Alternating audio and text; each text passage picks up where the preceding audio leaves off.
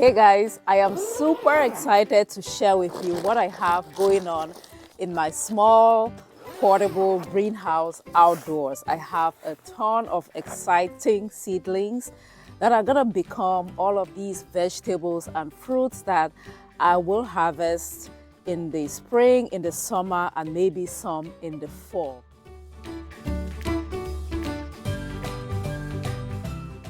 Guys, I am so excited. I have tons of plants going on.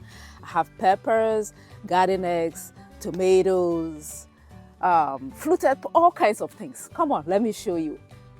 All right, guys, here's an overview of all of the things I have growing in this mini greenhouse, this mini portable greenhouse. How cool and exciting is this? This is a lot of plants, actually. As you can see, I have trees sitting on the pallets here. This is actually a raised bed that I'm going to use at some point when I'm done putting all of these in ground. This will be a raised bed that I will use in the garden. Then I will dismantle this whole greenhouse and save for the fall. Just appreciate this before I show you what else or what is actually going on in here, guys. All right, guys, let's start right here. In this tray, I have garden eggs. These are garden eggs from Cameroon. I actually went to a market in Yaoundé when I was there last month in January. Bought the fruit, it was ripe. I saved the seeds, and here we are. So I have about, 5 of them right here, the Cameroon garden eggs. And then over here are my 3 tomatoes, guys. My 3 tomatoes. I'm excited to be trying out this type of, it's actually a fruit. It's a tamarillo fruit. Yeah, my mom gave me the seeds when I was in Cameroon.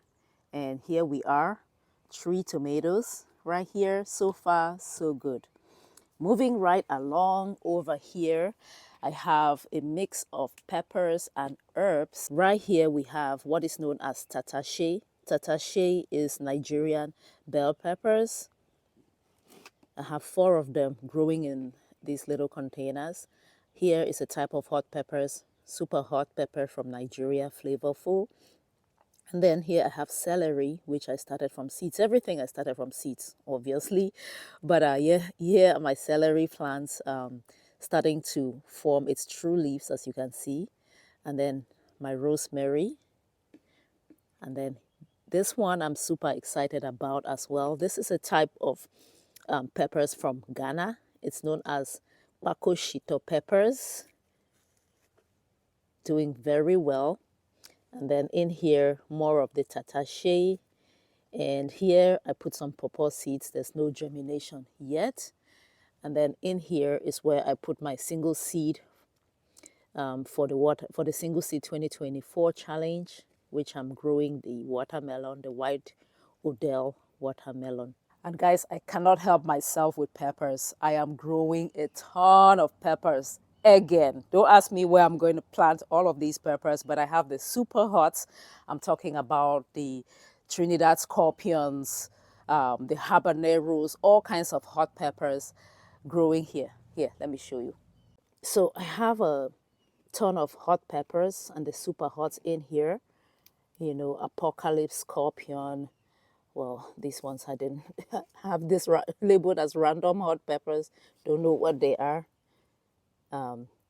Wicked ghosts, yeah. Peach gorpion, Caribbean habanero. Oh my goodness, guys. Trinidad scorpion. I love growing super hot peppers. There's even more peppers over here. These are habaneros, and these are habaneros as well. All of these guys. Let's take a look. Appreciate the peppers. And then here are my tomatoes.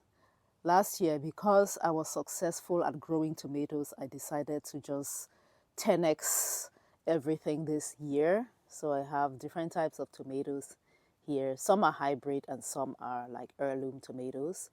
I think these are the Moya Mensing tomatoes. Those are like an heirloom, culturally meaningful type of tomatoes. But I decided to also grow some hybrid tomatoes so I can grow them in containers. So I have a mix of heirloom. I'll put the heirloom in ground because those grow wild. And then the hybrid ones, I'll put them in containers. That's how I intend to manage all of the tomatoes, because I have like 30 of them. There's 15 here, and we have even more in this other container. And then right here, guys, these are my one of the biggest seedlings I have, because I started these super early. These are the garden eggs, the indoor garden eggs. It's almost ready to go in ground. And guys, I cannot help myself with peppers. I am growing a ton of peppers again. Don't ask me where I'm going to plant all of these peppers, but I have the super hots. I'm talking about the Trinidad scorpions, the habaneros, all kinds of hot peppers growing here. Here, let me show you. Take a look, guys. These are all of my peppers. Peppers, these are all peppers. There's more peppers sitting here. Peppers, and well, maybe there's a tomato over here. Even more peppers. Even more peppers. Okay, let's take an individual look. Okie doke. And then over here, let's see what is going on and what I have done. Like I said, when you visit other people's gardens, you can learn something. So I have these little, deeper containers so my plants can grow in there for longer without me having to uppot them. But these didn't come with, something to set them in. So guess what I use, guys? These to-go containers, these